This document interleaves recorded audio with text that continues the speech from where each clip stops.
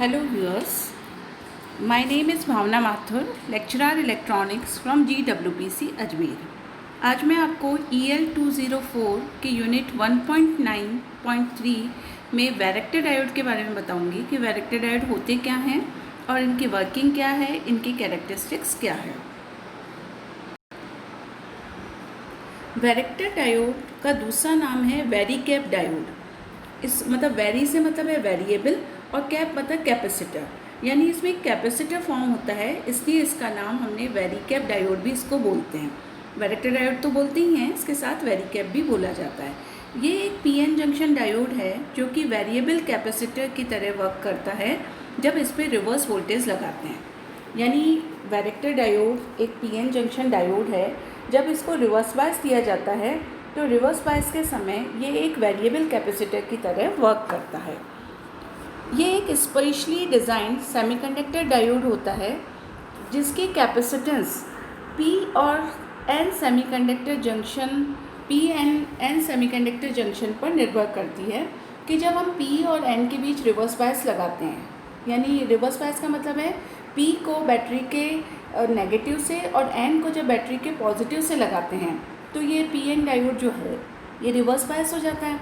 और जब ये रिवर्स बायस हो जाता है उस समय इसमें डिप्लीशन लेयर की विड्थ ज़्यादा होती है और उस समय ये वैरेक्टर डायोड की तरह काम करता है।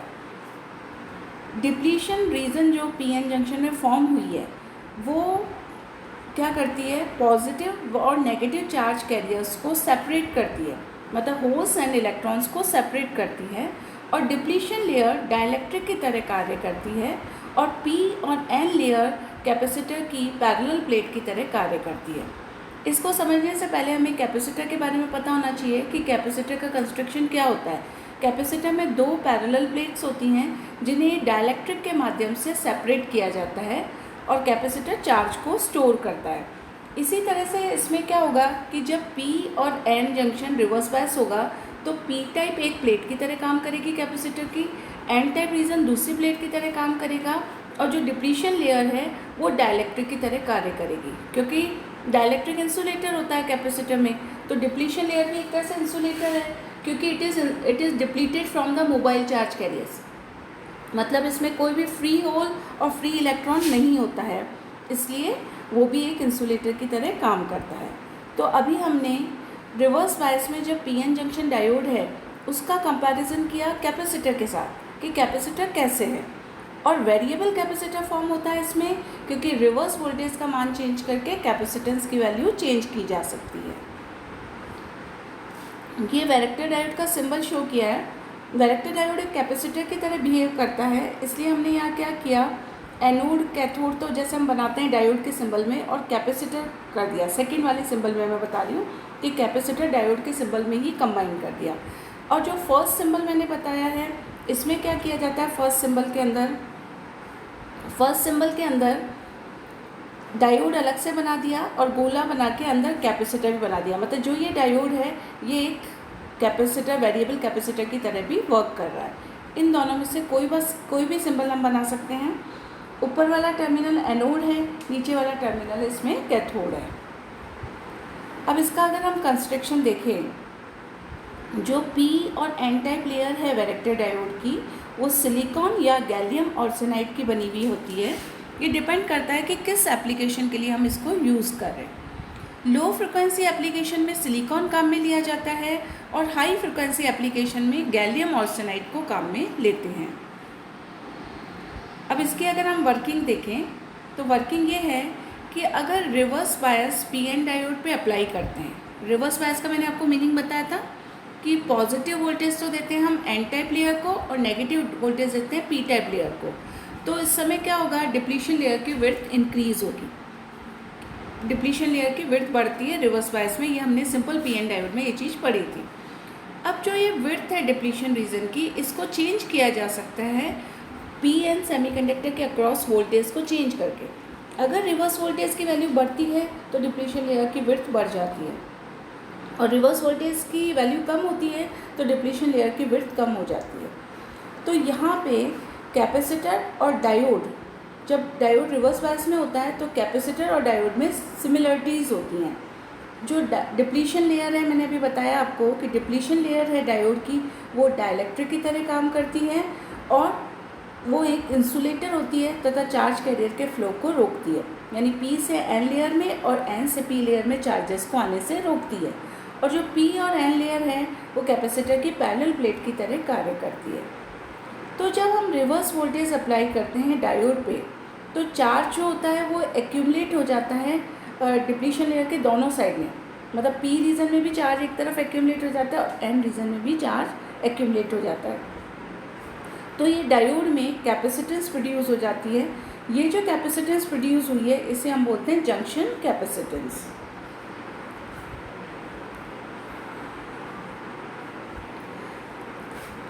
अब वैरेक्टर डायोड जो है वो इस तरीके से डिज़ाइन किया जाता है कि ये चार्ज कैरियर को स्टोर करने की कैपेसिटी को बढ़ाया जा सके, मतलब डायोड जो चार्ज स्टोर कर रहा है उस कैपेसिटी को बढ़ाया जा सके, इस तरीके से इसको डिज़ाइन किया जाता है। और रिवर्स बायस में हम बार बार यही बात बोल रहे हैं कि रिवर्स बायस में ये कैपेसिटर की तरह वर्क करता है।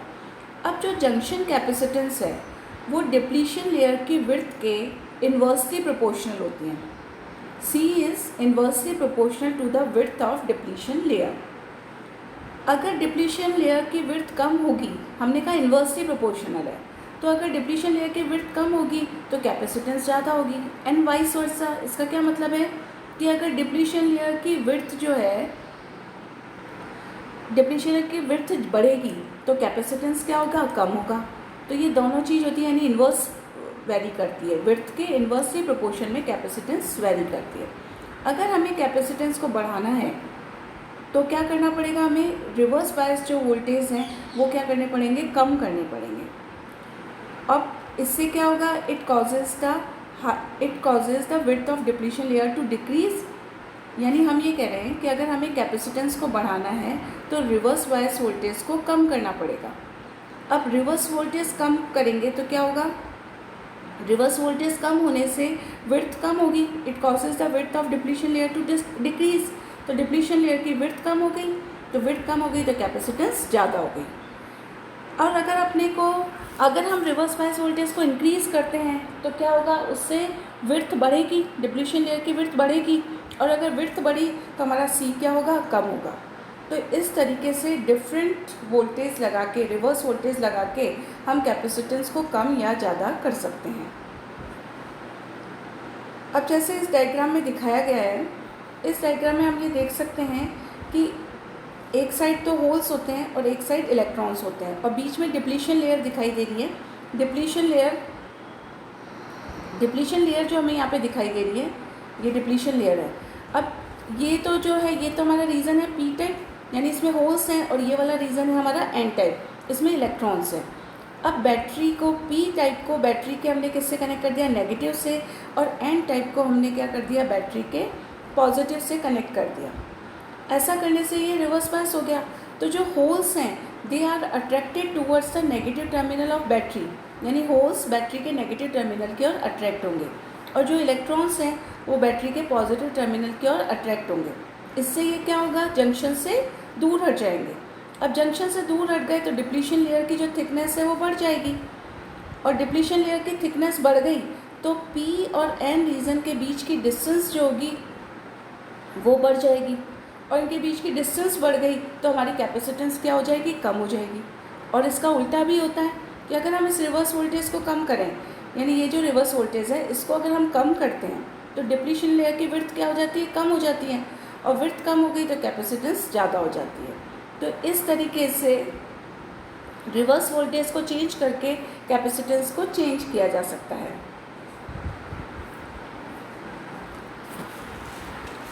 अब कैपेसिटेंस की डिफरेंट वैल्यू हम यहाँ कैसे प्राप्त कर सकते हैं, रिवर्स वोल्टेज को चेंज करके। तो ये वैरेक्टर डायोड का सबसे बड़ा एडवांटेज है नॉर्मल कैपेसिटर की तुलना में, नॉर्मल वेरिएबल कैपेसिटर की तुलना में, क्योंकि इसमें हम कैपेसिटेंस की डिफरेंट वैल्यू प्राप्त कर सकते हैं by changing the reverse voltage. अब इसमें हम ग्राफ देखेंगे कि रिवर्स बायस वोल्टेज और कैपेसिटेंस के बीच में क्या ग्राफ है। ये रिवर्स वोल्टेज हम पी और एन लेयर के बीच में लगा रहे हैं वैरेक्टर डायोड की, और कैपेसिटेंस उससे क्या प्रोड्यूस हो रही है, इसके बीच में हम ग्राफ अगर प्लॉट करते हैं तो ग्राफ इस तरीके का आएगा। इस ग्राफ से हम ये देख सकते हैं कि हम रिवर्स वोल्टेज लगाते हैं, तो जब रिवर्स वोल्टेज का मान कम है, यानी हम देखते हैं कि रिवर्स वोल्टेज की वैल्यू क्या है, 0 है। इस पॉइंट पे देखें हम, तो रिवर्स वोल्टेज की 0 है, तो कैपेसिटेंस इस समय क्या है, मैक्सिमम है। अब हम क्या करते हैं, रिवर्स वोल्टेज का मान बढ़ाते जा रहे हैं, यानी इस डायरेक्शन में चल रहे हैं, तो रिवर्स वोल्टेज का मान बढ़ रहा है तो कैपेसिटेंस धीरे धीरे कम हो रही है, यानी कैपेसिटेंस कम होती जा रही है, और -15 पे के बाद आके धीरे धीरे ये 0 हो रही है। तो इस तरीके से इन्वर्स प्रोपोर्शन में हमारी कैपेसिटेंस वेरी करती है। तो यहाँ पे इस ग्राफ से में ये क्लियर हो गया कि C और VR में क्या रिलेशन है। अब यहाँ हम देख सकते हैं कि जो जंक्शन कैपेसिटेंस है वो इन्वर्सली प्रोपोर्शनल होती है रिवर्स बायस वोल्टेज के। कैसे? C का ये रिलेशन हमें पड़ता है कि C = εA/W। एप्सिलॉन है सेमीकंडक्टर मटेरियल की परमिटिविटी, A है एरिया ऑफ द जंक्शन और W है width of the space charge region. अगर हम इस फॉर्मूले की कैपेसिटर से तुलना करें तो कैपेसिटर में एप्सिलॉन होता है permittivity of the dielectric material, जो भी डाइलेक्ट्रिक काम में लेते हैं उसकी परमिटिविटी, A होता है एरिया ऑफ द प्लेट्स और W होती है डिस्टेंस बिटवीन द प्लेट्स।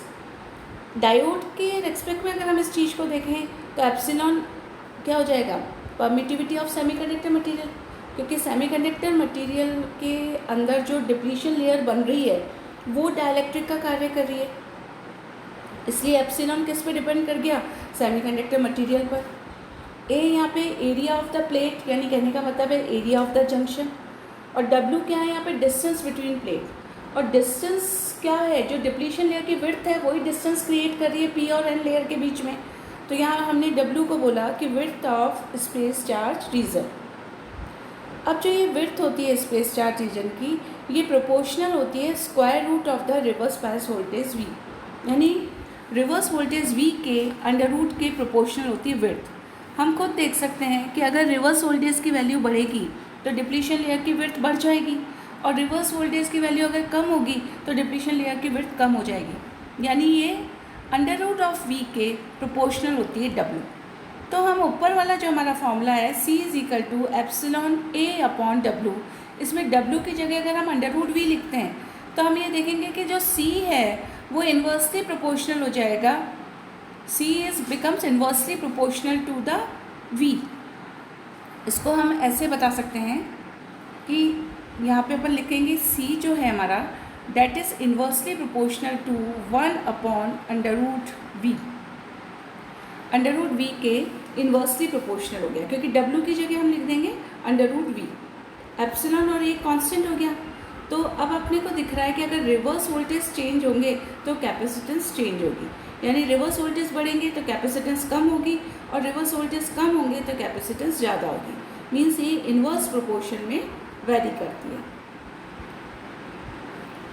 अब एप्लीकेशन अगर हम देखें तो सबसे बड़ी एप्लीकेशन हम खुद देख सकते हैं, ये वेरिएबल कैपेसिटर की तरह वर्क करता है। तो वेरिएबल कैपेसिटर की तरह वर्क करता है तो ये किसी भी ट्यूनिंग सर्किट में हम इसको यूज़ ले सकते हैं। तो इसका मेन पर्पज़ है it is use in tuning circuit. तो यहाँ कहा गया है owing to special property of varying capacitance with varying voltage, मतलब वोल्टेज वेरी करने पर कैपेसिटेंस वेरी करती है। ये वैरेक्टर डायोड की बहुत इंपॉर्टेंट एप्लीकेशन है। इसको फ्रिक्वेंसी मॉड्यूलेशन और ट्यूनिंग सर्किट में काम में लिया जाता है। इसकी दूसरी एप्लीकेशंस हैं, ऑटोमेटिक फ्रिक्वेंसी कंट्रोलर में यूज़ आता है, ultra high frequency television set में काम लेते हैं इसको, हाई फ्रिक्वेंसी रेडियोज़ में इसको काम लिया जाता है। इसके अलावा frequency multiplier, band pass filter, harmonic generators आदि में इसको काम में लेते हैं। आज के लेक्चर में हमने ये देखा कि वैरेक्टर डायोड का कंस्ट्रक्शन क्या है, सिंबल क्या है, उसकी एप्लीकेशंस क्या है, उसकी वर्किंग क्या है। Thank you.